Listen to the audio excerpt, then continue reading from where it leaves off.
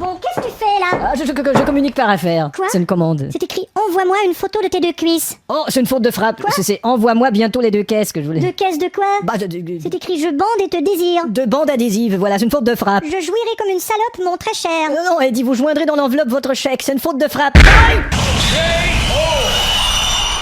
Persona 5 Royal est un RPG développé par Atlus et toujours édité par Sega. Cette fois-ci, l'histoire nous envoie en plein Tokyo, où nous incarnons un adolescent qui a été victime d'un coup monté. Alors qu'il rentre tranquillement chez lui, une femme se fait agresser par un homme. Notre personnage le bouscule pour aider la femme et vous finissez par blesser l'homme au visage. Puis l'homme soudoie la police et vous finissez avec un casier judiciaire. Je lui ai collé un procès au cul, moi. Vous êtes donc viré de votre lycée et envoyé dans une famille d'accueil pour intégrer le seul lycée qui veut de vous. Ah ouais, avoir un casier au Japon ça déconne pas. Mais dès son premier jour, il se retrouve dans un monde bizarre qui ressemble à un château et qui est en réalité la vision qu'a son prof de sport du lycée. Prof qui frappe et agresse sexuellement ses élèves. Le héros se rebelle et obtient donc sa persona Arsène. Et il montre un groupe que j'ai appelé les Crusaders en référence à Naruto.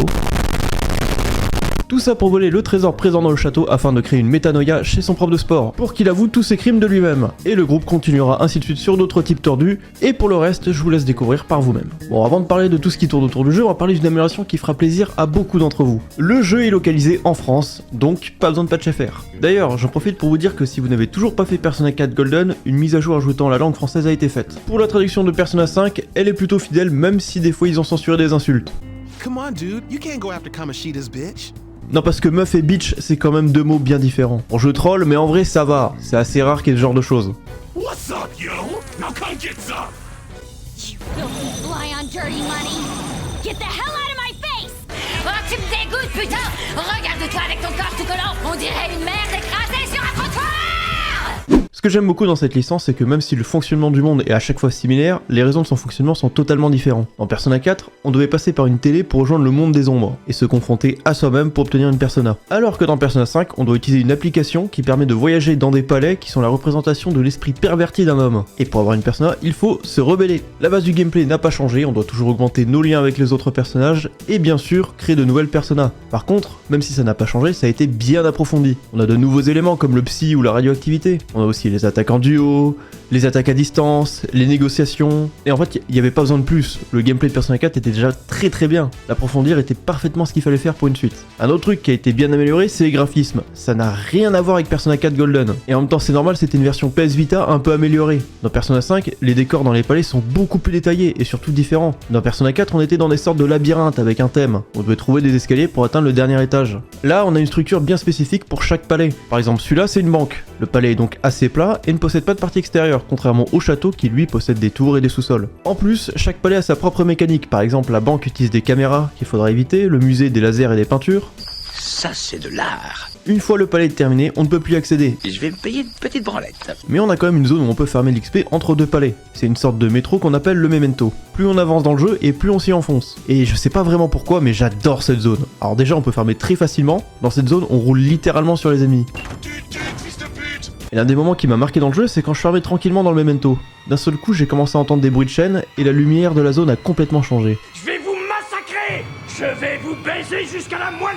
Je me suis fait défoncer la gueule, mais qu'est-ce que c'était cool comme mise en scène. J'ai envie de le comparer à Persona 4, mais en fait, c'est à la fois très similaire et totalement différent. Il y a que le principe du jeu qui est exactement le même. On a juste quelques références à quelques moments et bien sûr, sur un boss secondaire. Parmi les nouveautés, on a de nouvelles personas et elles sont ultra stylées. Bon, enfin pas celle-là. Sacré tête de bite, hein. Une chose un peu bête mais qui rajoute du réalisme, c'est les portables. Et oui, on reçoit des messages et on communique par SMS, ce qui rend l'immersion encore plus parfaite qu'elle ne l'est déjà. En plus, l'idée de mettre des ennemis qui sont objectivement tous des fils de pute, ça nous donne envie d'aider les protagonistes. We are Medjed, we are unseen, we will eliminate evil.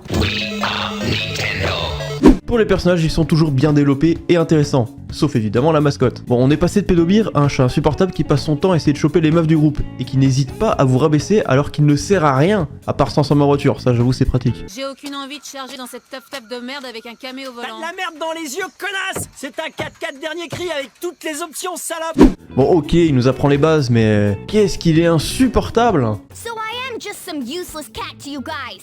Mais oui, putain, mais bien sûr! Enfin! Heureusement que le reste de l'équipe est bien plus intéressant. On a Ryuji, le meilleur ami un peu con, Anne, la meuf que tout le groupe veut se taper, même le chat. Ouais, enfin surtout le chat. Full nudity? Oh, ta gueule! T'as toujours pas compris que t'étais un boulet pour nous! Futaba la hackeuse, Makoto la déléguée, Yusuke le type chelou.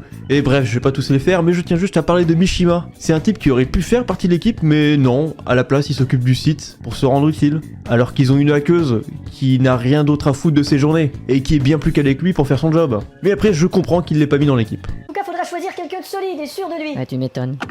Bonjour. Bonjour. C'est bien dans ce local qu'on cherche le saxophoniste chanteur. Je parle des liens depuis tout à l'heure, mais je vous ai même pas dit la meilleure amélioration du jeu. Maintenant, à chaque niveau, vous obtenez une nouvelle compétence ou capacité. C'était le cas aussi avant, mais cette fois, ça le fait avec tous les personnages, pas seulement ceux du groupe.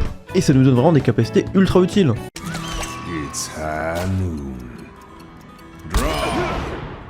Je trouve que les New Game Plus, c'est de la merde. Non mais, j'adore Spider-Man 4, mais son New Game Plus, il sert à rien. Et c'est le cas de la plupart des jeux, mais pas dans Persona. À cause de la limite de temps, tu n'as pas le temps de faire tout ce que tu veux faire. Et tu peux complètement passer à côté de personnages secondaires super intéressants, comme Ifumi. Alors que grâce à elle, tu peux changer ton équipe en plein combat. C'est ultra important dans le jeu. Il y a même une relation qui, si elle est maxée, te débloque un nouveau palais et surtout un trimestre en plus pour finir le jeu. On a toujours la possibilité d'être en couple avec plusieurs personnages en même temps. D'ailleurs, si vous êtes en couple avec toutes les filles en même temps, vous aurez une des mauvaises fins du jeu. Comment je le sais? Eh bien, c'est une bonne question. En fait,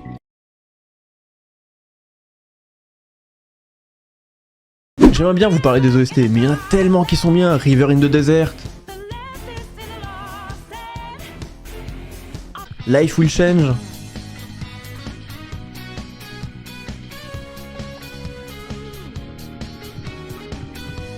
Alors évidemment, il y a des défauts. Bon, j'en ai pas trouvé. Oh et oh, ça va hein. J'ai réussi à dire du bien de Duke Nukem, je peux pas réussir à tous les coups. Ah, il y avait un problème sur les fonctionnalités réseau, mais que sur le Microsoft Store. Putain de Microsoft! Heureusement, ils n'ont mis que 2 mois pour patcher le problème. Voilà, j'ai rien trouvé d'autre, alors on va passer à l'avis de la presse. Pas grand chose à dire hein. Je suis pas le seul à pas trouver de défaut. Trop long. Alors j'ai environ 80 heures de jeu. Et je peux vous dire que je suis très loin d'avoir tout fait. Allez, on va voir GameCube Blog. Non mais GameCube c'est chiant, à chaque fois que j'y vais je m'énerve, c'est bon allez, on va voir Gameblog. Et ben voilà, c'était pas si compliqué, ils ont même trouvé le seul défaut du jeu. Devoir tout recommencer après 80 heures de jeu, ça donne mais vraiment pas envie. Mais au moins ça donne une utilité au New Game Plus, et c'est pas comme si on était obligé de recommencer directement après avoir fini le jeu. D'ailleurs je vais sûrement me faire défoncer pour ce que je viens de dire, comme d'habitude j'ai fait le jeu sans solus. Et entre les relations, les emplois, les 5 stats à augmenter, j'ai évidemment raté des choses comme le nouveau trimestre qui a été rajouté dans la version royale. Ce qui fait que j'ai fini le jeu en seulement 87 heures. Et j'ai bien dit seulement 87 heures. Et dites-vous que sur Twitter, on se fait embrouiller si on finit le jeu en moins de 120 heures. Vous l'avez compris, c'est un très bon jeu que je vous recommande si vous aimez les RPG. Et tout ce que j'ai à rajouter, c'est vivement Persona 6.